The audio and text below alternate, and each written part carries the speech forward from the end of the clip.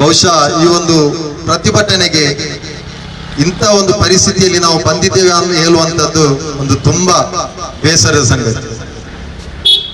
ಪುತ್ತೂರು ಅಂದ್ರೆ ಅದೊಂದು ಸುಂದರವಾದಂತ ಒಂದು ನಾಡು. ಬಹುಶಃ ಪುತ್ತೂರಿನ ಯುವಕರು ನಮ್ಮ ಕಡೆಗಳಲ್ಲೆಲ್ಲ ಬಂದ್ರೆ ಅಲ್ಲಿ ಒಂದು ಮಾತಿದೆ, ಪುತ್ತೂರಿನ ಮುತ್ತುಗಳು ಅಂತ ಹೇಳುವಂತ. ಇಲ್ಲಿಯ ಧಾರ್ಮಿಕ ಕ್ಷೇತ್ರಗಳು ಬಹಳಷ್ಟು ಇವೆ. ದಕ್ಷಿಣ ಕನ್ನಡದಲ್ಲಿ ಮಂಗಳೂರು ಬಿಟ್ಟರೆ ವ್ಯಾಪಾರ ವಹಿವಾಟಿಗೆ ಪುತ್ತೂರಾಗಿರ್ತದೆ. APMC ಇಂತಹ ಬಹಳಷ್ಟು ವಿಶಿಷ್ಟ ಅನ್ಯೋನ್ಯತೆ ಬದುಕು ಕಾಣುವಂತಹ ಒಂದು ಊರು ಪುತ್ತೂರು. ಆದ್ರೆ ದುರದೃಷ್ಟ ಏನಾಗಿದೆ ಅಂತ ಹೇಳಿದ್ರೆ, ಇಲ್ಲಿ ಸಂಘ ಪರಿವಾರದ ಒಂದು ಕೇಂದ್ರ, ಇಡೀ ಒಂದು ನಮ್ಮ ರಾಜ್ಯದಲ್ಲಿ ಸಂಘ ಪರಿವಾರದ ಒಂದು ಕೇಂದ್ರ, ಭಯವನ್ನು ಉತ್ಪಾದಿಸುವಂತಹ ಒಂದು ಘಟಕ ಇದ್ರೆ ಅದು ಕೂಡ ಪುತ್ತೂರು. ನಾವು ಈ ಒಂದು ಪ್ರತಿಭಟನೆ ಮಾಡುದು ಬೇಕಾ ಬೇಡವಾ, ನಾವು ಈ ಘಟನೆ ಆದಾಗಲೇ ನಾವೊಂದು ಚರ್ಚೆ ಮಾಡುತ್ತಿದ್ದೆವು. ಆದ್ರೆ ಇಲ್ಲಿ ಆ ಮಗಳಿಗೆ ನ್ಯಾಯ ಕೊಡುವಂತಹ ಬಹಳಷ್ಟು ಮಂದಿಗಳಿದ್ದಾರೆ, ಬಹಳಷ್ಟು ಸಂಘಟನೆ ಇದೆ, ರಾಜಕೀಯ ಮೇಧಾವಿಗಳಿದ್ದಾರೆ, ಸಂಘ ಪರಿವಾರದ ಮೇಧಾವಿಗಳಿರುವಂತಹ ಈ ಊರಿನಲ್ಲಿ ನಮ್ಮ ಅಗತ್ಯತೆ ಉಂಟಾ ಅಂತ ಹೇಳುವಂತ ಒಂದು ಪ್ರಶ್ನೆ ಇತ್ತು. ಯಾರೇ ಆಗಲಿ ಅವ್ರಿಗೆ ನ್ಯಾಯ ಕೊಡಿಸಬೇಕು. ನಮ್ಮಿಂದ ಅವ್ರಿಗೆ ನ್ಯಾಯ ಕೊಡಿಸ್ಲಿಕ್ಕೆ ಆಗುತ್ತೆ ಅಂತ ಆದ್ರೆ ನಾವು ಮುಂದುವರಿಬೇಕು. ಇಲ್ಲ ಅವರಿಗೆ ಜನ ಇದ್ದಾರೆ ಅಂತ ಹೇಳುವುದಾದ್ರೆ ಅವ್ರು ಮಾಡ್ಬೇಕು. ನಾವು ಇದೊಂದು ಕಾದು ನೋಡುವ ಒಂದು ಪರಿಸ್ಥಿತಿಯಲ್ಲಿ ನಾವಿದ್ದೇವೆ. ಆದ್ರೆ ಮೊನ್ನೆ ಆ ಅಮ್ಮ ಪಾಪ ಇದ್ದಾರೆ, ನಮ್ಮ ಜೊತೆ ಇದ್ದಾರೆ, ಅವರ ಪತ್ರಿಕಾಗೋಷ್ಠಿಯನ್ನು ನಾನು ನೋಡಿದೆ. ಅವರು ಬಹಳ ಬೇಸರದಲ್ಲಿ ಹೇಳಿದರು, ನಾನು ಎಲ್ಲರ ಜೊತೆ ಹೋದೆ, ನಾನು ಅಂಗಲಾಚಿದೆ, ನನ್ನ ಮಗಳಿಗೆ ನ್ಯಾಯ ಕೊಡಿ, ನಾನು ಪುತ್ತಿಲನ ಹತ್ರ ಹೋದೆ, ನಾನು ಮಂಗಳೂರಿನ ಶರಣ್ ಪಂಪೆಲ್ ಹತ್ರ ಹೋದೆ, ಇಲ್ಲಿಯ ಬಹಳಷ್ಟು ಮುಖಂಡರ ಜೊತೆ ನಾನು ಮಾತುಕತೆ ನಡೆಸಿದೆ, ಯಾರು ಕೂಡ ನನಗೆ ನನ್ನ ಮಗಳಿಗೆ ನ್ಯಾಯ ಕೊಡಿಸುವಂತಹ ಪ್ರವೃತ್ತಿ ಯಾರು ಕೂಡ ಮುಂದೆ ಬರ್ತಾ ಇಲ್ಲ. ಆದುದರಿಂದ ತಾವುಗಳು ಮಾಧ್ಯಮದವರು ನನ್ನ ಮಗಳಿಗೆ ನ್ಯಾಯ ಕೊಡಿ ಅಂತ ಆ ಬೇಡಿಕೊಂಡ ಒಂದು ಸ್ಥಿತಿ ನಮಗೆ ತಡೆಯಲಿಕ್ಕೆ ಆಗಲಿಲ್ಲ. ಆ ಕೂಡಲೇ ನಾವೊಂದು ನಿರ್ಧಾರ ಮಾಡಿದ್ವಿ, ಪುತ್ತೂರಿನಲ್ಲಿ ಪ್ರಥಮ ಹಂತದಲ್ಲಿ ನಾವೊಂದು ಸಾಂಕೇತಿಕವಾದಂತ ಒಂದು ಪ್ರತಿಭಟನೆ ನಡೆಸಬೇಕು ಮತ್ತು ಆ ತಾಯಿ ಜೊತೆಗೆ ನಾವು ಸದಾ ಅವರ ಬೆನ್ನೆಲುಬಾಗಿ ನಿಲ್ಲಬೇಕೆಂಬ ನಿರ್ಧಾರವನ್ನು social democratic party of India ಕೈಗೊಂಡಿದೆ. ಮತ್ತೊಂದು, ಇಲ್ಲಿ ನಾವು ಬಹಳಷ್ಟು ಸ್ಲೋಗನ್ಗಳು ನೋಡಿದ್ದೇವೆ. ಈಗ ಅವರು ಕೂಡ ಹೇಳಿದ್ರು, ಬೇಟಿ ಪಡಾವ್, ಬೇಟಿ ಬಚಾವ್, ಇಂದು ನಾವೆಲ್ಲ ಒಂದು. ಅದು ಯಾವ ರೀತಿಯಲ್ಲಿ ನಾವಂದ್ರೆ ಮೊದಲಿನಿಂದ ನಾವು ಹೇಳ್ತಿದ್ದೇವೆ, ಇದು ಕೇವಲ ರಾಜಕೀಯಕ್ಕೋಸ್ಕರ ಮತ್ತು ಕೆಲವೊಂದು ವೇದಿಕೆಗೋಸ್ಕರ ಮಾತ್ರ ಆಗಿರ್ತದೆ ಇಂಥ ಒಂದು ಸ್ಲೋಗನ್ ಅಂತ. ಇವತ್ತು ಅದು ಕೂಡ ನಮ್ಮ ಮುಂದೆ ಸಾಕ್ಷಿಗಳಾಗಿ ಕಾಣಸಿಗ್ತದೆ. ಇತ್ತೀಚೆಗೆ ಪುತ್ತೂರಿನ ಅರಣ್ಯಾಧಿಕಾರಿ ಒಬ್ರು ಸಂಜು ಪೂಜಾರಿ ಅವರೊಂದು ಆರೋಪ ಮಾಡ್ತಾರೆ, ಇಲ್ಲಿ ಹಿಂದೂ ಯುವತಿಯರನ್ನು ದುರುಪಯೋಗ ಪಡಿಸುವಂತ ಒಂದು ದೊಡ್ಡ ಮಟ್ಟದ ಒಂದು ಆರೋಪ ಮಾಡ್ತಾರೆ. ಅವರ ಬಗ್ಗೆ ಇಲ್ಲಿ ಗದ್ದಲ ಮತ್ತು ಅವರ ವಿಮರ್ಶನೆ ಮಾಡ್ತಾರೆ, ಅವರ ಪರ್ಸನಲ್ ಆಗಿ ಅಟ್ಯಾಕ್ ಮಾಡ್ತಾರೆ, ಸಂಘ ಪರಿವಾರ ಒತ್ತಡ ಹಾಕಿ ಅವರನ್ನು ಸಸ್ಪೆಂಡ್ ಮಾಡುವಂಥದ್ದು ಕೂಡ ನಾವು ಈ ಪುತ್ತೂರಿನಲ್ಲಿ ನೋಡಿದ್ದೇವೆ. ಆದ್ರೆ ಅವತ್ತು ಅವರು ಏನು ಹೇಳಿದ್ರು ಅದು ಇವತ್ತು ನಾವಿಲ್ಲಿ ಕಾಣ್ತಾ ಇದ್ದೇವೆ. ಒಂದು 4-5 ವರ್ಷ ಮುಂಚೆ ಕೊಂಬೆಟ್ಟು ಕಾಲೇಜಿನಲ್ಲಿ 2021 ನವೆಂಬರ್ 19ರಂದು ಅಲ್ಲಿ ಒಂದು ವೇದಿಕೆಯಲ್ಲಿ ABVPಯ ಒಂದು ಕಾರ್ಯಕ್ರಮ ಆಗುತ್ತೆ.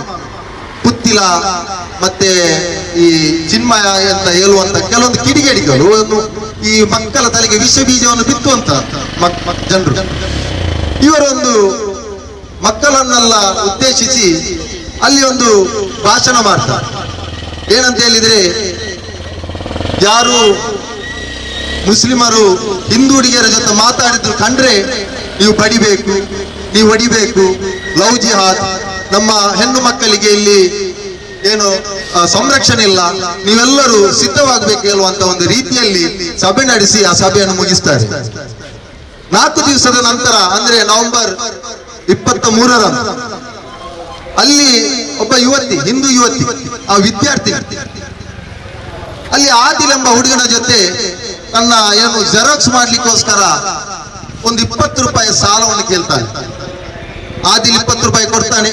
ಇದನ್ನು ಕಂಡಂತಹ ಈ ಒಂದು ಸಭೆಗೆ ಸೇರಿದಂತ ವಿದ್ಯಾರ್ಥಿಗಳು, ಅವರು ಹೇಳಿದ್ದು ನಿಜ, ಇವ ಲವ್ ಜಿಹಾದ್ ಮಾಡ್ತಾ ಇದ್ದಾನೆ ಅಂತ ಹೇಳಿಕೊಂಡು ಎಲ್ರೂ ಸೇರಿ ಆದಿಲಿಗೆ ಒಡೆಯುವಂತ ಸ್ಥಿತಿ ನಾವು ಪುತ್ತೂರಲ್ಲಿ ನೋಡಿದ್ವಿ. ನಂತರ ದೊಡ್ಡ ಮಟ್ಟದ ಪ್ರತಿಭಟನೆ ಆಗ್ತದೆ, ಶಾಲೆಯ ಪ್ರಾಂಶುಪಾಲರ ಜೊತೆ ಮಾತುಕತೆ ಆಗ್ತದೆ, 8 ವಿದ್ಯಾರ್ಥಿಗಳನ್ನು ಸಸ್ಪೆಂಡ್ ಮಾಡ್ತಾರೆ.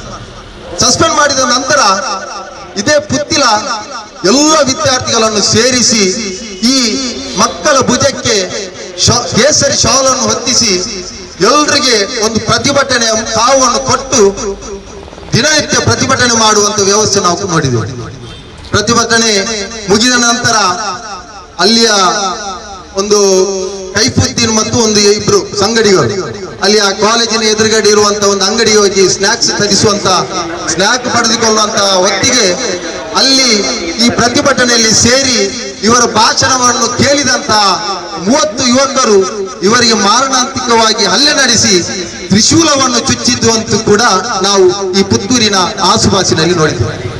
ಇದು ಯಾಕೆ ನಾನು ಹೇಳ್ತಾ ಇದ್ದೇನೆ ಅಂತ ಹೇಳಿದ್ರೆ, ಇಲ್ಲಿ ಯುವತಿ ಅಂತ ಹೇಳಿದ್ರೆ ಅದು ಯುವತಿ, ಅಲ್ಲಿ ಹಿಂದೂ, ಅದು ಮುಸ್ಲಿಂ, ಅದು ಕ್ರಿಶ್ಚಿಯನ್ ಅಂತ ನೋಡ್ಬಾರ್ದು.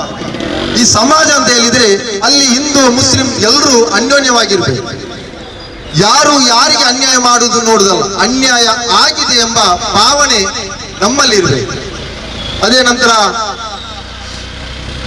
ವಿವೇಕಾನಂದ ಕಾಲೇಜ್ ಇದೆ, ಸಂಘ ಪರಿವಾರದ ಆಡಳಿತವಿರುವಂತಹ ಒಂದು ಕಾಲೇಜ್. ಇಲ್ಲಿ ಇತ್ತೀಚೆಗೆ ಒಂದು ಕೆಲವು ತಿಂಗಳ ಹಿಂದೆ, 1 ವರ್ಷ ಆಗಿರಬಹುದು, ಒಂದು ಗ್ಯಾಂಗ್ ರೇಪ್ ಆಗುತ್ತೆ, ವಿಡಿಯೋ ವೈರಲ್ ಆಗುತ್ತೆ.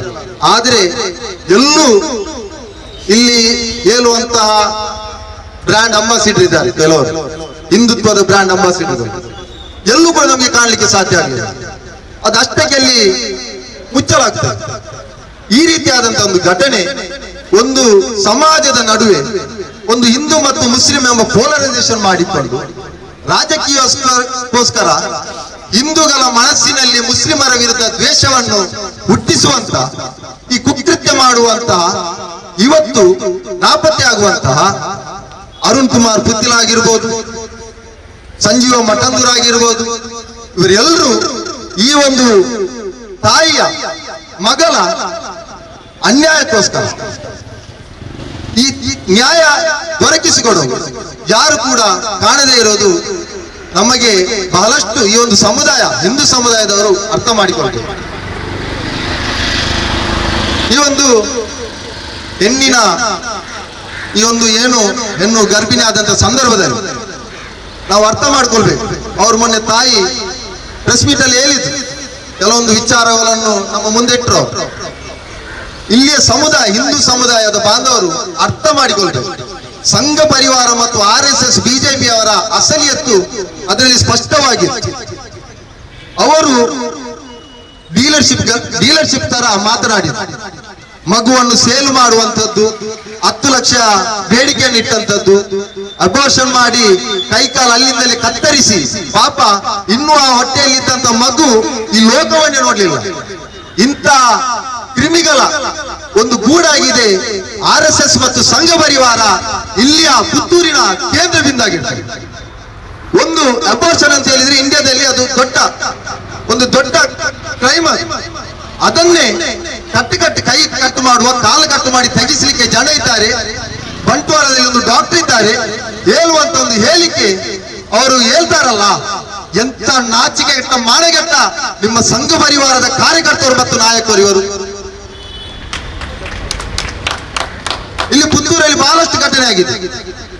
ಸೌಮ್ಯ ಭಟ್ ಒಂದು ಘಟನೆ ಆಗಿದೆ ಬಹಳ ವರ್ಷದ ಹಿಂದೆ.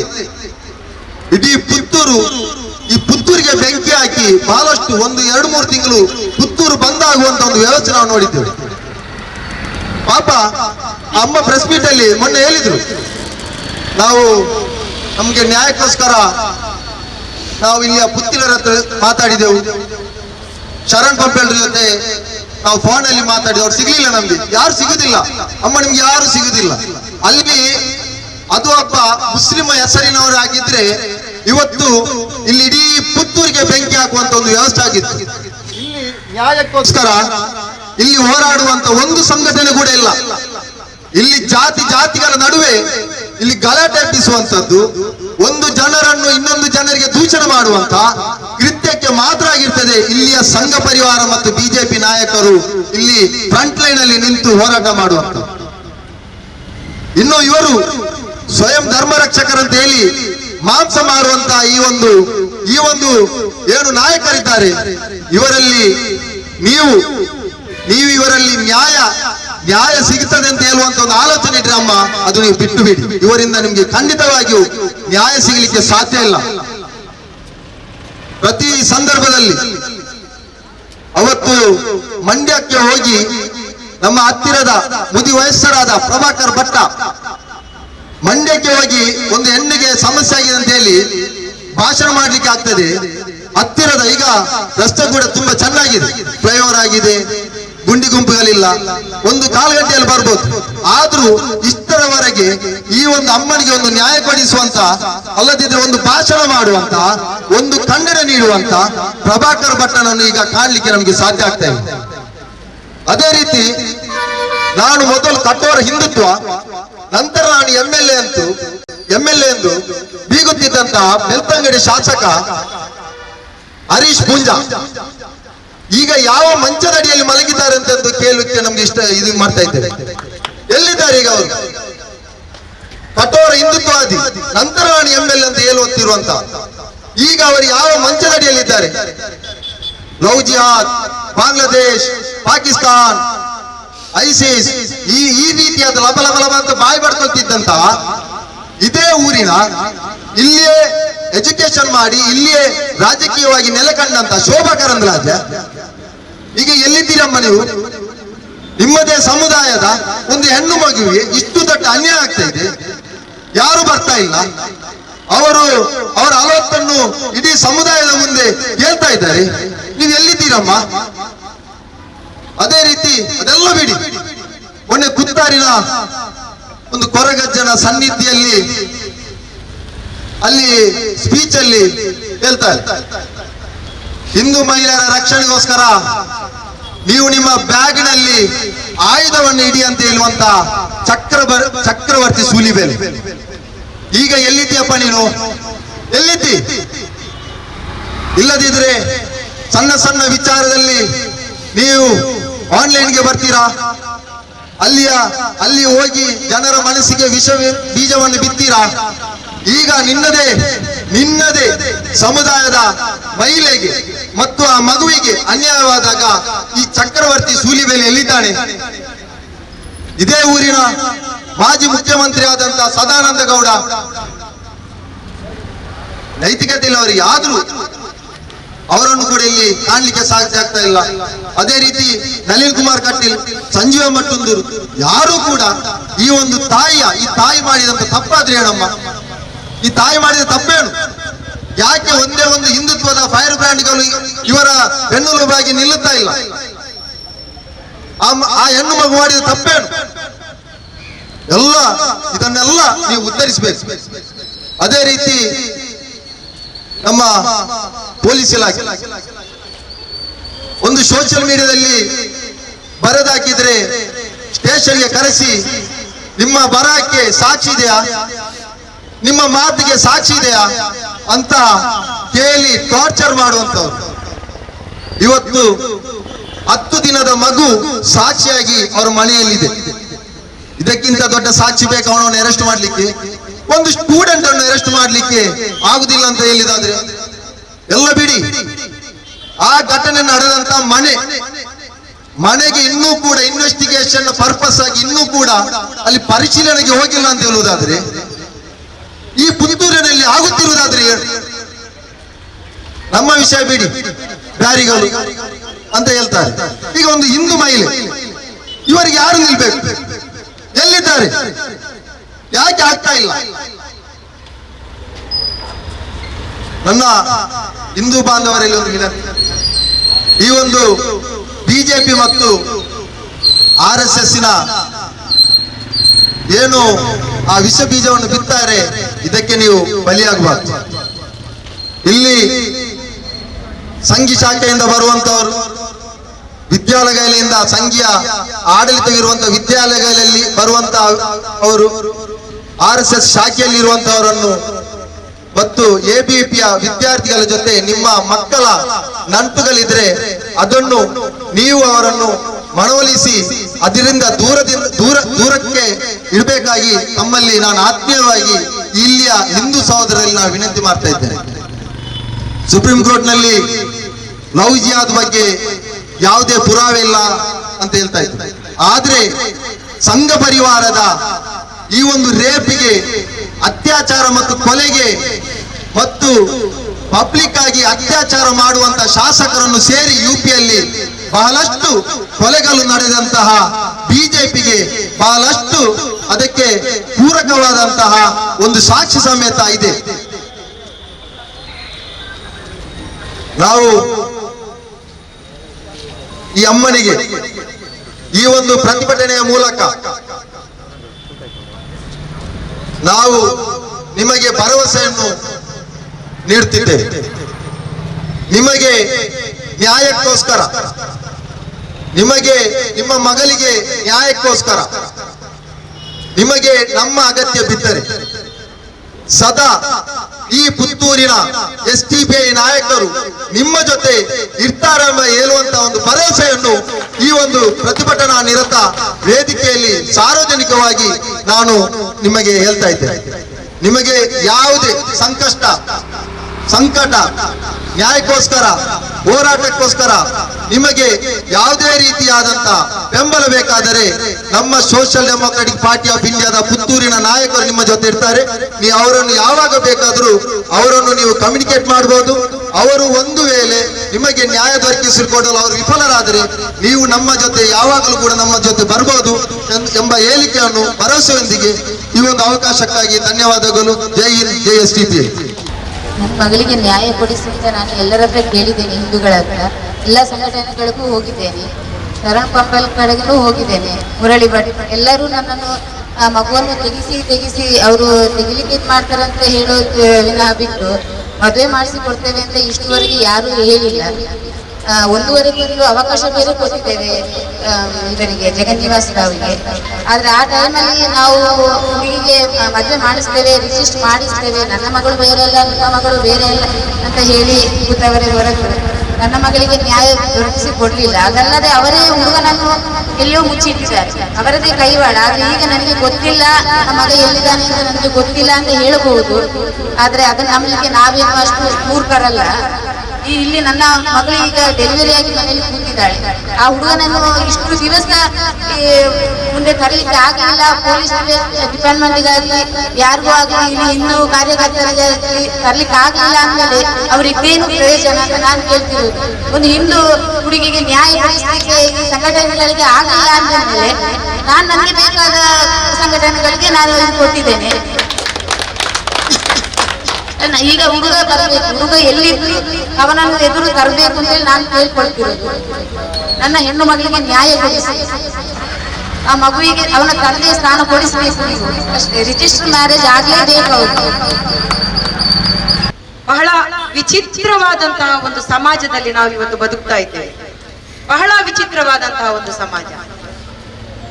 ಏನು ಅಂತ ಹೇಳಿದ್ರೆ, ಒಂದು ಪವಿತ್ರವಾದ ಸಂವಿಧಾನವನ್ನ ಅಂಗೀಕರಿಸಿಕೊಂಡು ಭಾರತದ ಪ್ರಜೆ ಅಂತೇಳಿ ವಿಶ್ವದ ಎಲ್ಲ ಕಡೆ ಎದೆತಟ್ಟಿ ಹೇಳಿಕೊಂಡು ಇಲ್ಲಿ ಇರುವಂತಹ ಪ್ರತಿಯೊಬ್ಬರಿಗೂ, ಅದು ಹೆಣ್ಣು ಗಂಡು ಭೇದವಿಲ್ಲದೆ, ಪ್ರತಿಯೊಂದು ಧರ್ಮದ ನಡುವೆ ಭೇದವಿಲ್ಲದೆ ಆ ದೇಶದ ಪ್ರಜೆಗೆ ಸಮಾನವಾದ ನ್ಯಾಯ ಇದೆ ಅನ್ನುವಂತಹ ಸಂವಿಧಾನದ ಅಡಿಯಲ್ಲಿ ಬದುಕ್ತಾ ಇರುವ ನಾವು ಅನ್ಯಾಯದ ವಿಷಯ ಬಂದಾಗ, ಅಲ್ಲಿ ನ್ಯಾಯ ದೊರಕಿಸಬೇಕಾದಂತಹ ಒಂದು ವಿಷಯ ಬಂದಾಗ ಇಲ್ಲಿ ಒಂದು ವರ್ಗವನ್ನು ಗುರಿಯಾಗಿಸಿಕೊಂಡು ನ್ಯಾಯ ಕೊಡುವಂತಹದ್ದು, ಒಂದು ಧರ್ಮವನ್ನ ಆಧಾರ ಮಾಡಿಕೊಂಡು ನ್ಯಾಯ ಕೊಡುವಂತಹದ್ದು, ಇಂತಹ ಒಂದು ವಿಚಿತ್ರವಾದ ಸಮಾಜದಲ್ಲಿ ಆಗಿರ್ತದೆ ನಾವಿವತ್ತು ನಿಂತುಕೊಂಡು ಸಾಕ್ಷಿಯಾಗಿರುವಂತಹದ್ದು. ಯಾಕಂತ ಹೇಳಿದ್ರೆ ಈ ಒಂದು ಪುತ್ತೂರಿನ ಘಟನೆ ಇದು ಮೊದಲನೇ ಘಟನೆ ಏನಲ್ಲ. ಇಂತಹ ಪರಿಸ್ಥಿತಿಗಳಿಗೆ ನಾವು ಸಾಕ್ಷಿಯಾಗ್ತಾ ಇರುವಂತಹದ್ದು, ಇಂತಹ ಪ್ರತಿಭಟನೆಗಳಲ್ಲಿ ನಾವು ಭಾಗಿಯಾಗ್ತಾ ಇರುವಂತಹದ್ದು ಇದು ಮೊದಲನೇ ಪ್ರಕರಣ ಅಲ್ಲ. ಒಂದು ಹೆಣ್ಣು ಮಗುವಿಗೆ ಅತ್ಯಾಚಾರ ಆದಾಗ ಆ ಹೆಣ್ಣು ಅತ್ಯಾಚಾರಕ್ಕೆ ಒಳಪಟ್ಟ ಹೆಣ್ಣು ಮತ್ತು ಅತ್ಯಾಚಾರ ಮಾಡಿದಂತಹ ಆರೋಪಿಯ ವರ್ಗವನ್ನ ಮತ್ತು ಧರ್ಮವನ್ನ ನೋಡಲಾಗ್ತಾ ಇದೆ. ಅದು ವಿಜಾಪುರದ ದಾನಮ್ಮ ಕೇಸ್ ಆಗಿರ್ಬಹುದು, ಹತ್ರಾಸ್ ಘಟನೆ ಆಗಿರ್ಬಹುದು, ಅಥವಾ ಇಲ್ಲಿ ಭಾರತದಲ್ಲಿ ಇಲ್ಲಿಯವರೆಗೂ ನಡೆದಂತಹ ಅತಿ ಕ್ರೂರವಾದ ಅತ್ಯಾಚಾರ ಪ್ರಕರಣಗಳಾಗಿರ್ಬಹುದು. ಅತ್ಯಾಚಾರ ಎಸಗಿದವನು ಮೇಲ್ವರ್ಗದವನಾಗಿದ್ರೆ ಅಥವಾ ಅತ್ಯಾಚಾರ ಎಸಗಿದವನು ಯಾವುದೋ ಒಂದು ಬಿಜೆಪಿಯ ಮುಖಂಡನ ಮಗನಾಗಿದ್ರೆ, ಒಬ್ಬ ರಾಜಕೀಯ ಪ್ರಭಾವಿಯ ಮಗನಾಗಿದ್ರೆ, ಅಥವಾ ಆ ಊರಿನ ಪ್ರಭಾವಿ ವ್ಯಕ್ತಿಯ ಮಕ್ಕಳಾಗಿದ್ರೆ ಅಲ್ಲಿ ಸಂತ್ರಸ್ತೆಯನ್ನ ಅಪರಾಧಿ ಸ್ಥಾನದಲ್ಲಿ ನಿಲ್ಲಿಸುವಂತಹ ಪ್ರಯತ್ನಗಳು ನಡೆಯುತ್ತಾ ಇರುವಂತಹದ್ದು. ಅದೇ ಇವತ್ತಿನ ಈ ಒಂದು ಘಟನೆಯನ್ನ, ಪುತ್ತೂರಿನ ಘಟನೆಯನ್ನ ನಾವು ತೆಗೆದುಕೊಂಡ್ರೆ, ಒಂದು ವೇಳೆ ಈ ಒಂದು ಅತ್ಯಾಚಾರಿಯ ಜಾಗದಲ್ಲಿ ಯಾವುದೋ ಒಬ್ಬ ಅಬ್ದುಲ್ಲನ, ಯಾವುದೋ ಒಬ್ಬ ಜೋಸೆಫನ ಇದ್ದಿದ್ರೆ ಸದಾ ವ್ಯಾನಿಟಿ ಬ್ಯಾಗ್ ಅಲ್ಲಿ ಬೆಂಕಿ ಪಟ್ಟಣವನ್ನ ಹಾಕಿಕೊಂಡು ತಿರುಗ್ತಾ ಇದ್ದಂತಹ ನಮ್ಮ ಶೋಭಕ್ಕ ಇವತ್ತು ಪುತ್ತೂರಿಗೆ ಬೆಂಕಿ ಹಚ್ತಾ ಇದ್ದಾರೆ. ಅಂದ್ರೆ ಯಾವಾಗ್ಲೂ ಎಲ್ಲಿ ಹೋದ್ರೂ ಅವರ ವ್ಯಾನಿಟಿ ಬ್ಯಾಗ್ ಅಲ್ಲಿ ಏನಿರ್ತದೆ, ಒಂದು ಬೆಂಕಿ ಪಟ್ಟಣ ಇರ್ತದೆ. ಎಲ್ಲಿ ಮುಸ್ಲಿಮರ ಹೆಸರು ಕೇಳ್ತದೆ, ಎಲ್ಲಿ ಒಬ್ಬ ಅಲ್ಪಸಂಖ್ಯಾತ ಸಮುದಾಯದ ಒಬ್ಬನ ಹೆಸರು ಕೇಳ್ತದೆ, ಅಲ್ಲಿ ಅವರು ರೆಡಿಯಾಗಿರ್ತಾರೆ ಬೆಂಕಿ ಪಟ್ಟಣ ಹಚ್ಚಲಿಕ್ಕೆ. ಆದ್ರೆ ಇವತ್ತು ಬಹುಶಃ ಮಳೆಗಾಲ ಅಲ್ವಾ, ಅದು ಚಂಡಿ ಆಗಿರ್ಬೇಕು, ಒದ್ದೆ ಆಗಿರ್ಬೇಕು, ಹಾಗಾಗಿ ಅದು ಹತ್ತುತ್ತಾ ಇಲ್ಲ, ಬೆಂಕಿ ಪಟ್ಟಣ ಹತ್ತುತ್ತಾ ಇಲ್ಲ, ಅವರ ಪತ್ತೆ ಇಲ್ಲ. ಒಂದು ಹಿಂದೂ ಸಮುದಾಯದ ರಕ್ಷಣೆ ನಮ್ಮ ಕರ್ತವ್ಯ ಅಂತ ಹೇಳಿಕೊಂಡು, ಹಿಂದೂ ಸಮುದಾಯದ ರಕ್ಷಕರು ಅಂತ ಹೇಳಿಕೊಂಡು ಏನು ಒಂದು ಪಟ್ಟಿಯನ್ನ, ಹಣೆ ಪಟ್ಟಿಯನ್ನ ಕಟ್ಟಿಕೊಂಡು ನಾವು ಹಿಂದೂ ಧರ್ಮದ ರಕ್ಷಕರು ಅಂತ ಹೇಳಿ ಭಾಷಣ ಬಿಗುವಂತಹ ಯಾವೊಬ್ಬ ಹಿಂದೂ ಕಾರ್ಯಕರ್ತನು ಕೂಡ ಇವತ್ತು ಒಬ್ಬ ಹಿಂದೂ ಮಗುವಿಗೆ, ಒಂದು ಹೆಣ್ಣು ಮಗುವಿಗೆ ಅನ್ಯಾಯ ಆಗಿದೆ, ಆದ್ರೆ ಒಬ್ರು ಕೂಡ ಕಾಣ್ತಾ ಇಲ್ಲ. ಯಾಕಂತ ಹೇಳಿದ್ರೆ ಇವತ್ತು ಆ ಅತ್ಯಾಚಾರದ ಆರೋಪಿ ಸ್ಥಾನದಲ್ಲಿ ನಿಂತಿರುವಂತಹದ್ದು ಒಬ್ಬ ಬಿಜೆಪಿ ಮುಖಂಡನ ಮಗ, ಒಬ್ಬ ನಗರಸಭಾ ಜವಾಬ್ದಾರಿಯುತವಾದಂತಹ ಗೌರವಯುತವಾದಂತಹ ಸ್ಥಾನದಲ್ಲಿರುವಂತಹ ಆ ಒಂದು ಅವರ ಆಡಳಿತ ವ್ಯಾಪ್ತಿಗೆ ಒಳಪಟ್ಟ ಒಂದು ಇರುವೆಗೂ ನೋವಾದ್ರೂ ಕೂಡ ಅದರ ಏನು ಆ ಜವಾಬ್ದಾರಿಯನ್ನು ವಹಿಸಿಕೊಳ್ಬೇಕಾದಂತಹ ಒಬ್ಬ ನಗರಸಭೆಯ ಸದಸ್ಯನ ಮಗನಾಗಿರುವುದರಿಂದ ಇಲ್ಲಿರುವಂತಹ ಪ್ರತಿಯೊಬ್ರು ಕೂಡ ಏನಾಗಿದ್ದಾರೆ, ಇಲ್ಲಿ ಕಾಣೆಯಾಗಿದ್ದಾರೆ. ಯಾಕಾಗಿ ಈ ಒಂದು ನಿಲುವುಗಳು ನಿಮ್ಮ ಸಮಾಜದಲ್ಲಿ ನಮ್ಮ ಮಧ್ಯೆ ಇದೆ? ಯಾಕಂತ ಹೇಳಿದ್ರೆ ಇವರ ಧೋರಣೆ, ಇವರ ಉದ್ದೇಶ ರಕ್ಷಣೆ ಅಲ್ಲ, ಹಿಂದೂ ಧರ್ಮದ ರಕ್ಷಣೆ ಕೂಡ ಅಲ್ಲ, ಯಾವ ಒಂದು ವರ್ಗದ ರಕ್ಷಣೆ ಕೂಡ ಅಲ್ಲ, ಅವರ ಸಮುದಾಯದ ರಕ್ಷಣೆ ಕೂಡ ಅಲ್ಲ. ಅವರ ಧೋರಣೆ ಏನಿದೆಯೋ, ಇಲ್ಲಿರುವಂತಹ ಸಮಾಜದಲ್ಲಿ ಒಗ್ಗಟ್ಟಾಗಿ ಬದುಕ್ತಾ ಇರುವಂತಹ ಹಿಂದೂ ಮುಸ್ಲಿಮರನ್ನ ಬೇರೆ ಮಾಡಬೇಕು, ಹಿಂದೂ ರಾಷ್ಟ್ರದ ನಿರ್ಮಾಣ ಮಾಡಬೇಕು ಅನ್ನುವಂಥದ್ದು.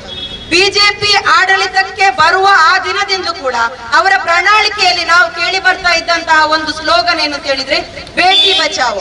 ಆದ್ರೆ ಯಾವಾಗಿಂದ ಬಿಜೆಪಿ ಸರ್ಕಾರ ಆಡಳಿತಕ್ಕೆ ಬಂದಿದೆಯೋ ಅವತ್ತಿನಿಂದ ಇಂದಿನವರೆಗೂ ಕೂಡ ಆ ಬೇಟಿಗಳನ್ನ ಬಚಾವ್ ಮಾಡ್ಲಿಕ್ಕೆ ಅವರಿಂದ ಸಾಧ್ಯ ಆಗ್ಲಿಲ್ಲ. ಯಾಕಂತ ಹೇಳಿದ್ರೆ ಆ ಬೇಟಿಗಳು ಅನ್ಯಾಯಕ್ಕೆ ಒಳಪಡ್ತಾ ಇರುವಂತಹದ್ದು ಆ ಬಿಜೆಪಿಗರಿಂದಲೇ. ಹತ್ರಾಸ್ ಘಟನೆ ನಾವು ನೋಡಿರ್ಬಹುದು, ಉನ್ನಾವೋ ಘಟನೆ ನೋಡಿರ್ಬಹುದು.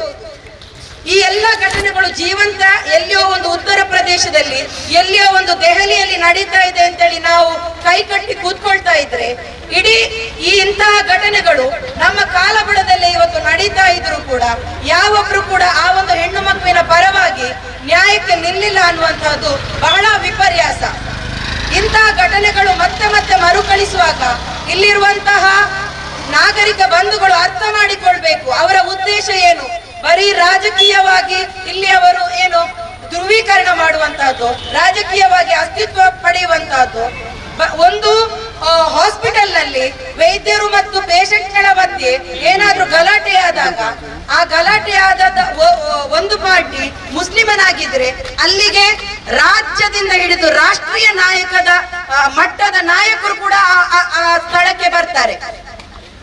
ಇನ್ನು ಇವರು ಕರೆ ಕೊಡ್ತಾರೆ ಹಿಂದೂ ಹೆಣ್ಮಕ್ಳಿಗೆ ಏನು ಅಂತೇಳಿ, ನಿಮ್ಮ ಜೇಬುಗಳಲ್ಲಿ ನಿಮ್ಮ ಬ್ಯಾಗ್ಗಳಲ್ಲಿ ನೀವು ಅಸ್ತ್ರಗಳನ್ನ ಹಿಡ್ಕೊಂಡು ನಡಿಬೇಕು, ಮೆಣಸಿನ ಪುಡಿಯನ್ನ ಹಿಡ್ಕೊಂಡು ನಡಿಬೇಕು. ಯಾವ ಸಂದರ್ಭದಲ್ಲಿ ನಿಮ್ಮ ಮೇಲೆ ಅಟ್ಯಾಕ್ ಆಗ್ಬಹುದು, ನಿಮ್ಮ ಮೇಲೆ ಅತ್ಯಾಚಾರ ನಡಿಬಹುದು. ಹಾಗಾದ್ರೆ ಈ ಹೆಣ್ಣು ಮಗುವಿಗೆ ನಾವೇನು ಅಂತ ಕಲಿಸ್ಬೇಕು? ಆ ಅಸ್ತ್ರವನ್ನ ಯಾರ ಮೇಲೆ ಪ್ರಯೋಗಿಸ್ಲಿಕ್ಕೆ ನಾವು ಕಲಿಸ್ಬೇಕು ಇವತ್ತು? ಖಂಡಿತವಾಗಿಯೂ ಕೂಡ ಈ ನಾಗರಿಕ ಸಮಾಜ ಇದನ್ನ ಅರ್ಥ ಮಾಡಿಕೊಳ್ಬೇಕು. ಇವರ ಉದ್ದೇಶ ಖಂಡಿತವಾಗಿಯೂ ಹಿಂದೂ ಧರ್ಮದ ರಕ್ಷಣೆ ಅಲ್ಲ. ಇಲ್ಲಿ ಇವರ ಉದ್ದೇಶ ಬೇರೆ. ಒಂದು ಬಸ್ಸಿನಲ್ಲಿ ಹಿಂದೂ ಹುಡುಗಿ ಮತ್ತು ಮುಸ್ಲಿಂ ಹುಡುಗ ಒಟ್ಟಿಗೆ ಕೂತ್ರೆ ಅದು ಅವರಿಗೆ ಏನಾಗ್ತದೆ? ಲವ್ ಜಿಹಾದ್ ಆಗ್ತದೆ. ಇತ್ತೀಚೆಗೆ ನಡೆದಂತಹ ಉಡುಪಿಯಲ್ಲಿ ಒಂದು ಪ್ರಕರಣ ನಡೆಯಿತು. ಒಂದು ಮುಸ್ಲಿಂ ಹುಡುಗಿ ಹಿಂದೂ ಹುಡುಗನನ್ನ ಮದುವೆ ಆದ, ಅದು ಅವರಿಗೆ ಲವ್ ಜಿಹಾದ್ ಅಂತ ಅನಿಸ್ಲೇ ಇಲ್ಲ. ಅದನ್ನ ಹೇಗೆ ವೈಭವೀಕರಿಸಿದ್ರು ಅವರು? ಬಹಳ ಒಂದು ವಿಚಿತ್ರವಾದ ಏನು ಒಂದು ಸಾಮರಸ್ಯದ ಮದುವೆ ಅಂತೇಳಿ ಬಿಂಬಿಸಿದ್ರು. ಅದೇ ಒಂದು ಹಿಂದೂ ಹುಡುಗಿಯನ್ನ ಒಬ್ಬ ಮುಸ್ಲಿಂ ಹುಡುಗ ಮದುವೆ ಆದ್ರೆ ಅದು ಯಾಕೆ ಲವ್ ಜಿಹಾದ್ ಆಗ್ತದೆ? ಯಾಕೆ ಈ ದ್ವಿಮುಖ ಧೋರಣೆ ಸಮಾಜದಲ್ಲಿ ಹುಟ್ಟು ಹಾಕ್ತಾ ಇದ್ದೀರಾ? ಖಂಡಿತವಾಗಿಯೂ ಕೂಡ ನಿಮ್ಮ ಪ್ರತಿಯೊಂದು ನಡೆಗಳನ್ನ ನಾಗರಿಕ ಸಮಾಜ ಗಮನಿಸ್ತಾ ಇದೆ. ಆ ತಾಯಿ ಆ ಪ್ರೆಸ್ ಮೀಟ್ ಅಲ್ಲಿ ಹೇಳಿದ್ರು, ಖಂಡಿತ ಈ ಒಂದು ಘಟನೆಯ ಇಡೀ ಒಂದು ಚಿತ್ರಣವನ್ನ ಅವರಲ್ಲಿ ಏನ್ ಮಾಡಿದ್ರು, ಆ ಒಂದು ಪ್ರೆಸ್ ಮೀಟ್ ನಲ್ಲಿ ಬಿಚ್ಚಿಟ್ರು. ಆ ವಿವರಿಸುವಂತಹ ಒಂದು ರೀತಿ, ಅದನ್ನ ಒಂದು ಹೆಣ್ಣಾಗಿ ನಾವು ಒಂದು ಆಲೋಚಿಸಿದ್ರೆ, ಅದನ್ನ ಒಂದು ಮನಸ್ಸಿಗೆ ತೆಗೆದುಕೊಂಡ್ರೆ ಖಂಡಿತ ಮೈಯೆಲ್ಲ ನಡುಕ್ತದೆ. ಇಂಥ ಒಂದು ಕ್ರೂರ ಸಮಾಜದ ಮಧ್ಯೆ ನಾವು ಬದುಕ್ತಾ ಇದ್ದೇವೆ ಅಂತೇಳಿ. ಏನು ಅಂತ ಹೇಳಿದ್ರೆ, ಅಬೋರ್ಷನ್ ಮಾಡ್ಲಿಕ್ಕೆ ಹೇಳಿದ್ರು. ಏನು 6 ತಿಂಗಳು 7.5 ತಿಂಗಳು ಆದ ನಂತರ ಅವರ ಅಬೋರ್ಷನ್ ಮಾಡ್ಲಿಕ್ಕೆ ಹೇಳಿದ್ರು. ಯಾವ ರೀತಿ ಅಬೋರ್ಷನ್ ಮಾಡ್ಲಿಕ್ಕೆ ಅಂತ ಹೇಳಿದ್ರೆ, ಅಬೋರ್ಷನ್ ಮಾಡ್ಲಿಕ್ಕೆ ಸಾಧ್ಯತೆ ಇದೆ, ಆ ಮಗುವನ್ನ ಕುಂಡರಿಸಿಕೊಂಡು ಏನ್ ಮಾಡಬಹುದು, ಅಬೋರ್ಷನ್ ಮಾಡಬಹುದು ಅಂತೇಳಿ. ಅದಕ್ಕೆ ನಮ್ಮಲ್ಲಿ ಬೇಕಾದ ವ್ಯವಸ್ಥೆ ಇದೆ, ಅದಕ್ಕೆ ಬೇಕಾದ ಡಾಕ್ಟರ್ಗಳು ಕೂಡ ನಮ್ಮಲ್ಲಿ ಇದ್ದಾರೆ ಅಂತೇಳಿ. ಇಲ್ಲಿ ಎಲ್ಲರೂ ಇದರಲ್ಲಿ ಭಾಗಿಯಾದಂತ ಪ್ರತಿಯೊಬ್ಬರ ಬಗ್ಗೆ ಕೂಡ ನಾವು ಇಲ್ಲಿ ಆಲೋಚನೆ ಮಾಡಬೇಕು, ನಾವು ಚರ್ಚೆ ಮಾಡಬೇಕು.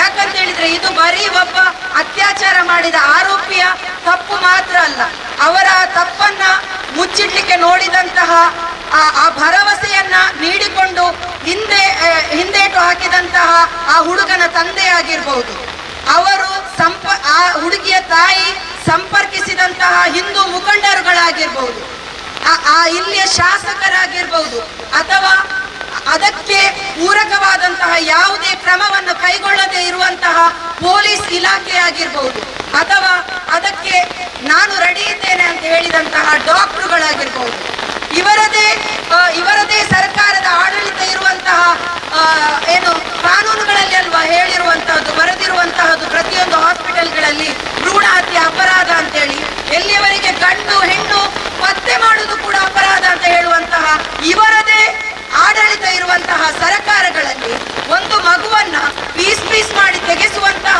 ಅವಕಾಶ ಇದೆ. ಡಾಕ್ಟರ್ಗಳು ನಮ್ಮ ಹತ್ರ ಇದ್ದಾರೆ ಅಂತ ಹೇಳಿದ್ರೆ ಪ್ರತಿಯೊಬ್ಬರನ್ನ ಕೂಡ ನಾವಿಲ್ಲಿ ಏನ್ ಮಾಡ್ಬೇಕಾಗ್ತದೆ, ಅವರ ಬಗ್ಗೆ ನಾವು ಚರ್ಚೆ ಮಾಡ್ಬೇಕಾಗ್ತದೆ. ಇದರಲ್ಲಿ ಭಾಗಿಯಾಗಿರುವಂತಹ ಪ್ರತಿಯೊಬ್ಬರನ್ನ ಕೂಡ ನಾವೇನ್ ಮಾಡ್ಬೇಕಾಗ್ತದೆ, ವಿಚಾರಣೆ ಮಾಡ್ಬೇಕಾಗ್ತದೆ. ಇದು ನಾವು ಎಲ್ಲಿಯೋ ದೂರದಲ್ಲಿ ನಡೀತಾ ಇರುವಂತಹ ಸಂದರ್ಭದಲ್ಲಿ ನಾವು ಕೈಕಟ್ಟಿ ಕೂತು ಇವತ್ತು ನಮ್ಮ ಮನೆ ಬಾಗಿಲಿಗೆ ಬಂದಾಗ, ನಮ್ಮ ಪಕ್ಕದ ಮನೆಗೆ ಬಂದಿದೆ ಇದು, ಇನ್ನು ನಮ್ಮ ಮನೆಯ ಬಾಗಿಲು ಕೂಡ ಇದು ಬರ್ಲಿಕ್ಕೆ ತುಂಬಾ ಹೊತ್ತಿಲ್ಲ. ಅಂತಹ ಪರಿಸ್ಥಿತಿಗಳು ನಿರ್ಮಾಣ ಆಗ್ಬಾರ್ದು ಅಂತ ಹೇಳಿ ಆದ್ರೆ ಇವತ್ತೇ ಎಚ್ಚೆತ್ತುಕೊಳ್ಬೇಕು. ಪ್ರತಿಯೊಬ್ಬ ತಂದೆಯು ಎಚ್ಚೆತ್ತುಕೊಳ್ಬೇಕು, ಪ್ರತಿಯೊಬ್ಬ ತಾಯಿಯು ಎಚ್ಚೆತ್ತುಕೊಳ್ಬೇಕು. ಇಂತಹ ಕ್ರೂರ ಕ್ರಿಮಿಗಳೇನಿದೆ ನಮ್ಮ ಸಮಾಜದಲ್ಲಿ, ಆ ಕ್ರಿಮಿಗಳನ್ನ ಬುಡ ಸಮೇತ ಕಿತ್ತೊಗೆಯುವಂತಹ ವ್ಯವಸ್ಥೆ ಇಲ್ಲಿ ಉಂಟಾಗಬೇಕು. ಇವರದೇ ಏನು ಪ್ರಯೋಗಗಳಿದೆಯೋ ಆ ಪ್ರಯೋಗಗಳನ್ನ ಇವರ ಮೇಲೆ ನಾವು ತಿರುಗಿಸಿ ಬಿಡುವಂತಹ ವ್ಯವಸ್ಥೆಯೊಂದಿಗೆ ನಮ್ಮ ಹೆಣ್ಣು ಮಕ್ಕಳನ್ನ ಕಳಿಸ್ಬೇಕು ಸ್ಕೂಲ್ಗಳಿಗೆ, ಕಾಲೇಜುಗಳಿಗೆ. ಅಂತಹ ವ್ಯವಸ್ಥೆ ಉಂಟಾದಾಗ ಮಾತ್ರ ಇಲ್ಲಿ ನಮ್ಗೆ ಏನ್ ಮಾಡ್ಲಿಕ್ಕೆ ಸಾಧ್ಯ ಆಗ್ತದೆ, ಇಂತಹ ಕೃತ್ಯಗಳನ್ನ ತಡಿಲಿಕ್ಕೆ ಸಾಧ್ಯ ಆಗ್ತದೆ. ಇಲ್ಲ ಅಂತ ಹೇಳಿದ್ರೆ ಖಂಡಿತವಾಗಿಯೂ ಕೂಡ ಇಲ್ಲಿಯ ನ್ಯಾಯ ವ್ಯವಸ್ಥೆ ಆಗಿರ್ಬಹುದು, ಇಲ್ಲಿಯ ಪೊಲೀಸ್ ಇಲಾಖೆಗಳಾಗಿರ್ಬಹುದು, ಇಲ್ಲಿಯ ರಾಜಕೀಯ ವ್ಯವಸ್ಥೆಗಳಾಗಿರ್ಬಹುದು, ಸರ್ಕಾರಗಳಾಗಿರ್ಬಹುದು, ಯಾರು ಕೂಡ ನಮ್ಗೆ ನ್ಯಾಯ ದೊರಕಿಸ್ಲಿಕ್ಕೆ ಸಾಧ್ಯ ಇಲ್ಲ. ಅವರು ನ್ಯಾಯ ದೊರಕಿಸ್ಲಿಕ್ಕೆ ಅಥವಾ ಬೀದಿಗಳಿಗೆ ಇಳಿಲಿಕ್ಕೆ ಬರ್ತಾರೆ ಯಾವಾಗ ಅಂತ ಹೇಳಿದ್ರೆ, ಆ ಆರೋಪಿಯ ಹೆಸರು ಯಾವುದಾದ್ರೂ ಅನ್ಯ ಧರ್ಮದವನಾಗಿದ್ರೆ ಖಂಡಿತವಾಗಿ ಕೂಡ ಅವರು ಬರ್ತಾರೆ. ಇಲ್ಲದಿದ್ರೆ ಅವರು ಬರುವುದಿಲ್ಲ ಅನ್ನುವುದಕ್ಕೆ ಪ್ರತ್ಯಕ್ಷವಾದಂತಹ ಸಾಕ್ಷಿ ನಮ್ಮ ಮುಂದೆ ಇದೆ. ಇನ್ನಾದ್ರೂ ಕೂಡ ನಾವು ಎಚ್ಚೆತ್ತುಕೊಳ್ಬೇಕು.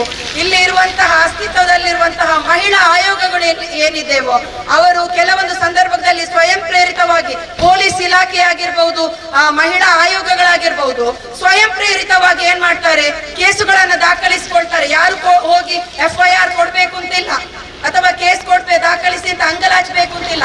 ಸ್ವಯಂ ಪ್ರೇರಿತವಾಗಿ ಕೇಸ್ಗಳನ್ನ ದಾಖಲಿಸ್ತಾರೆ. ಯಾಕೆ ಇಂತಹ ಪ್ರಕರಣಗಳಲ್ಲಿ ನೀವು ಕಣ್ಣಿದ್ದು ಕೂಡ ಕುರುಡರಾಗಿ ವರ್ತಿಸ್ತಾ ಇದ್ದೀರಾ? ಯಾಕೆ? ಆ ಹೆಣ್ಣು ಮಗು ಅಲ್ವಾ? ಆ ಹೆಣ್ಣು ಮಗುವಿನ ನೋವಲ್ವಾ? ಒಂದು ಮುಸ್ಲಿಮನಿಂದ ಹಿಂದೂ ಹೆಣ್ಣು ಮಗುವಿಗೆ ಅತ್ಯಾಚಾರ ಆದಾಗ ಮಾತ್ರ ಅದು ನೋವ? ಒಬ್ಬ ಹಿಂದುವಿನಿಂದ ಹಿಂದುವಿಗೆ ಅತ್ಯಾಚಾರ ಆದಾಗ ಅದು ನೋವಲ್ವಾ? ಆ ತಾಯಿ ಎಲ್ಲರ ಬಾಗಿಲಿಗೂ ಕೂಡ ಬಡ್ದಾಗ ಯಾಕೆ ನಿಮ್ಗೆ ಆ ತಾಯಿಗೆ ಅಥವಾ ಆ ಮಗುವಿಗೆ ಒಂದು ನ್ಯಾಯ ಕೊಡಿಸುವಂತಹ ವ್ಯವಸ್ಥೆಗೆ ನೀವು ಮುಂದಾಗ್ಲಿಲ್ಲ? ನೀವು ಹೇಳ್ತೀರಿ ಅವನ ಭವಿಷ್ಯದ ಪ್ರಶ್ನೆ ಅಂತೇಳಿ. FIR ಅನ್ನ ಹರಿದಾಕಿ ಅವನ ಭವಿಷ್ಯದ ಪ್ರಶ್ನೆ. ಭವಿಷ್ಯ ಅವನಿಗೆ ಮಾತ್ರ ಇರುವಂತಹದ್ದ? ಆ ಹೆಣ್ಣು ಮಗುವಿಗೆ ಭವಿಷ್ಯ ಇಲ್ವಾ? ಆ ಹೆಣ್ಣು ಮಗು ಸಮಾಜದಲ್ಲಿ ತಲೆ ಎತ್ತಿಕೊಂಡು ತಿರುಗಾಡಬೇಕಾದಂತ ಅನಿವಾರ್ಯತೆ ಇಲ್ವಾ? ಆ ಹುಟ್ಟಿದಂತಹ ಮಗು ನಾಳೆ ಸಮಾಜದಲ್ಲಿ ತಂದೆ ಯಾರು ಅಂತ ಕೇಳಿದಾಗ ಯಾರು ಅಂತ ಹೇಳಿ ಆ ತಂದೆಯನ್ನ ತೋರಿಸ್ಬೇಕು. ಇಂತಹ ಪರಿಸ್ಥಿತಿ ನಿಮ್ಮ ಮನೆ ಬಾಗಿಲಿಗೂ ಕೂಡ ಬರಬಹುದು ಬಂಧುಗಳೇ. ಅದಕ್ಕೂ ಮುಂಚೆ ನೀವು ಎಲ್ಲರೂ ಒಗ್ಗಟ್ಟಾಗಿ ಒಂದಾಗಿ ಆ ಒಂದು ಹೆಣ್ಣು ಮಗುವಿಗೆ ನ್ಯಾಯ ದೊರಕಿಸಲಿಕ್ಕೆ ಎಲ್ಲರೂ ಕೂಡ ಪ್ರಯತ್ನ ಪಡಬೇಕು. ನಾವು ಖಂಡಿತವಾಗಿಯೂ ಕೂಡ ತಾಯಿಯ ಜೊತೆಗಿದ್ದೇವೆ. ಎಂತಹ ಸಂದರ್ಭಗಳಲ್ಲಿಯೂ ಕೂಡ, ಎಂತಹ ಅನಿವಾರ್ಯ ಪರಿಸ್ಥಿತಿಯಲ್ಲಿಯೂ ಕೂಡ ನಾವು ಅವರ ಬೆನ್ನೆಲುಬಾಗಿ ನಿಲ್ತೇವೆ ಅನ್ನುವಂತಹ ಭರವಸೆಯೊಂದಿಗೆ ನನ್ನೆರಡು ಮಾತುಗಳನ್ನು ಮುಗಿಸ್ತಾ ಇದ್ದೇನೆ. ಧನ್ಯವಾದಗಳು. ಬಿಜೆಪಿ ಕೇಂದ್ರ ಸರ್ಕಾರದಲ್ಲಿ ಆಡಳಿತ ನಡೆಸ್ತಾ ಇದೆ. ಬೇಟಿ ಬಚಾವೋ ಬೇಟಿ ಪಡಾವೋ ಎಂಬ ಘೋಷಣೆಯೊಂದಿಗೆ ಕೇಂದ್ರ ಸರ್ಕಾರ ಮುಂದುವರಿತಿರುವಾಗ ಪುತ್ತೂರಿನ ಬಿಜೆಪಿ ಅವರಿಂದ ನಾವು ಇವತ್ತು ಈ ಬೇಟಿಗಳನ್ನು ಬಚಾವ್ ಮಾಡಬೇಕಾದಂತಹ ಒಂದು ಪರಿಸ್ಥಿತಿ ಬಂದುಬಿಟ್ಟಿದೆ. ಬಿಜೆಪಿ ಒಂಥರ ಜನರನ್ನು ಮಂಕುಬರಲು ಮಾಡ್ತಾ ಇದೆ. ಸಮಾಜದಲ್ಲಿ ಸಂವಿಧಾನ ಕಲ್ಪಿಸಿಕೊಟ್ಟಂತಹ ಸಮಾನ ನ್ಯಾಯ ಏನಿದೆ, ಸಮಾನ ರಕ್ಷಣೆ ಏನಿದೆ, ಇವತ್ತು ಸಮಾಜದಲ್ಲಿ ಇಲ್ಲದಂತಾಗಿದೆ. ಒಂದು ನಮ್ಮ ಉತ್ತರ ಭಾರತದಲ್ಲಿ ನೋಡುವಾಗ ಒಬ್ಬ ರಸ್ತೆಯಲ್ಲಿ ಹೋಗುತ್ತಿರುವ ಕಾರಿನಿಂದ ಇಳಿದು ಅತ್ಯಾಚಾರ ಮಾಡುವಂತಹ ಒಂದು ಬಿಜೆಪಿ ಮುಖಂಡ.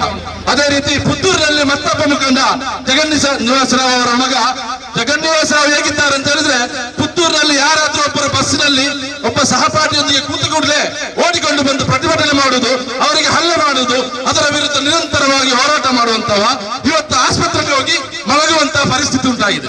ಇದು ಏದರಿಂದ ಇಲ್ಲಿ ನಾವು ಅರ್ಥ ಮಾಡ್ಕೊಳ್ಬೇಕು, ಇಲ್ಲಿ ಜನಸಮುದಾಯ ಅರ್ಥ ಮಾಡ್ಕೊಳ್ಬೇಕು ಬಿಜೆಪಿ ಏನು ಮಾಡ್ತಾ ಇದೆ ಅಂತ. ಬಿಜೆಪಿ ಇದೇ ನಿರಂತರವಾಗಿ ಅತ್ಯಾಚಾರ, ಅಕ್ರಮ, ಅನೀತಿಯನ್ನು ಮಾಡ್ತಾ ಬರ್ತಿರೋದು. ಅದಕ್ಕೆ ಸರಿಯಾಗಿ ಸಂಘ ಪರಿವಾರ ಅವರಿಗೆ ಕುಮ್ಮಕ್ಕನ್ನು ನೀಡುತ್ತಿರುವುದನ್ನು ನಾವು ಕಾಣ್ತಾ ಇದ್ದೇವೆ. ಇದೀಗ ಅದು ಬಿಡಿ, ಈಗ ಆ ಪ್ರಸನ್ನ ರಾವ್ ಅವರ ಮಗ ಅತ್ಯಾಚಾರ ಮಾಡಿ ಆ ಮಗುವಿಗೆ ತಾಯಿಗೆ ಇವತ್ತು ಜನ್ಮ ಕೊಟ್ಟಿದ್ದಾಳೆ. ಆ ಮಗುವಿಗೆ ತಂದೆ ಇಲ್ಲ. ಇವರು ಯಾರು ಜಗನ್ನಾಥ ರಾವ್ ಬಂದು ತಂದೆ ಆಗ್ತಾರೆ ಅವರಿಗೆ? ಆ ಮಗುವಿಗೆ ಇಲ್ಲ. ಅದು ಬಿಡಿ, ಅದರೊಂದಿಗೆ ಆ ಮಗುವನ್ನು ಭ್ರೂಣ ಹತ್ಯೆ ಮಾಡಲು ಹೊರಟಂತಹ ಯಾವ ಡಾಕ್ಟರ್ ಇದ್ದಾರೆ ಅದಕ್ಕೆ ಸಹಕರಿಸಿದಂತಹ ಪುತ್ತೂರಿನ ನಾಯಕರು ಬಿಜೆಪಿಯ. ಅಸಂತರ್ಕ ಹೇಳ್ತಾರಂತೆ ನಾವು ಮಾತನಾಡುದಿಲ್ಲ. ಪುತ್ತಿರ ಹೇಳ್ತಾರೆ ನನ್ನನ್ನು ಕರಿಬೇಡಿ, ಮತ್ತಾರನ್ನು ಕರಿಬೇಕು ಸ್ವಾಮಿ. ನಿಮ್ಮ ಹಿಂದೆ ನಿಂತವರಿಗೆ ನೀವಿಲ್ಲದ್ರೆ ಮತ್ತಾರು ಬರ್ಬೇಕು. ಖಂಡಿತವಾಗಿಯೂ social democratic party of India ಎಲ್ಲಾ ಸಂತ್ರಸ್ತರೊಂದಿಗೆ ನಿರಂತರವಾಗಿರ್ತದೆ. ಪುತ್ತೂರಿನ ಸಂಬಂಧಿಸಿದ ಪುತ್ತೂರಿನಲ್ಲಿ ಹಲವು ಘಟನೆಗಳು ನಡೆಯಿತು.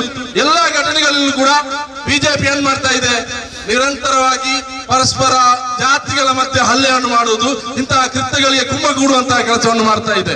ಈಗ ಯಾವುದೇ ಒಬ್ಬ ಬಿಜೆಪಿ ಮುಖಂಡ ಇಲ್ಲ, ಎಲ್ಲ ಮೊಳಗೆ ಹೋಗಿದ್ದಾರೆ. ಯಾರಿಗೂ ಇಲ್ಲಿ ಏನಿಲ್ಲ. ಈ ಅತ್ಯಾಚಾರದ ಬಗ್ಗೆ, ಈ ಸಂತ್ರಸ್ತೆಯ ಬಗ್ಗೆ ಮಾತಾಡುವಂತ ನೈತಿಕತೆ ಇಲ್ಲದಾಗಿದೆ. ಆದುದರಿಂದ ಖಂಡಿತವಾಗಿಯೂ ಪುತ್ತೂರಿನಲ್ಲಿ ಇದು ಮುಂದುವರಿಯಲು ನಾವು ಬಿಡುವುದಿಲ್ಲ. Social democratic party of India ಪುತ್ತೂರಿನಲ್ಲಿ ಎಲ್ಲಿಯವರೆಗೆ ಇರುತ್ತದೆ ಅಲ್ಲಿಯವರೆಗೆ ಇಂತಹ ಸಂತ್ರಸ್ತರೊಂದಿಗೆ ನಾವು ಇದ್ದೇವೆ ಎಂಬ ಸಾಂಕೇತಿಕ ಮಾತನ್ನು ಹೇಳುತ್ತಾ ನನ್ನ ಮಾತುಗಳಿಗೆ ವಿರಮಿಸುತ್ತೇನೆ.